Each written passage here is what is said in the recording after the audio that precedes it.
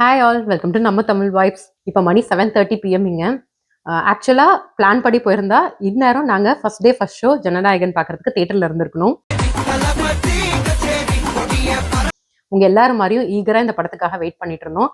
நம்ம சின்ன வயசுல இருந்து பார்த்து ரசிச்ச ஒரு ஹீரோ ரிட்டையர்மெண்ட் அனௌன்ஸ் பண்ணிட்டாரு ஃபார் மல்டிபிள் ரீசன்ஸ். அதனால இந்த லாஸ்ட் படத்தை பார்க்கணுங்கிற ஈகர்னஸ்ல தான் நாங்களும் இருந்தோம்.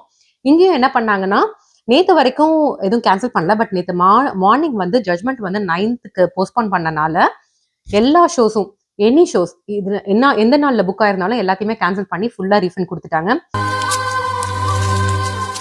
ஏன்னா இன்னும் தெரியல இல்லையா என்னைக்கு ரிலீஸ் ஆகும்ன்றதே, அதனால அப்படி ஃபுல்லாகவே கேன்சல் பண்ணிட்டாங்க. எங்கள் ஏரியாவில் டிக்கெட் கிடைக்காம இங்கேருந்து ஒரு 1 hour டிரைவ்ல இந்த படம் ஃபர்ஸ்ட் ஷோ அந்த 7:30 ஷோ தான் எங்கள் ஃபர்ஸ்ட் ஷோன்னு சொல்லியிருந்தாங்க டிஸ்ட்ரிபியூட்டர்ஸ்.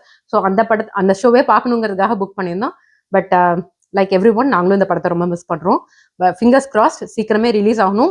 நாளைக்கு ரிலீஸ் அனௌன்ஸ் பண்ணால் கூட நாங்கள் வந்து ஃப்ரைடே ஈவினிங் பார்ப்போம். மறுபடியும் ஃபர்ஸ்ட் ஷோ கிடைக்குமான்னு தெரியல, பட் டெஃபினெட்லி பார்க்கும்போது நான் அதை விளாக் பண்ணுவேன்.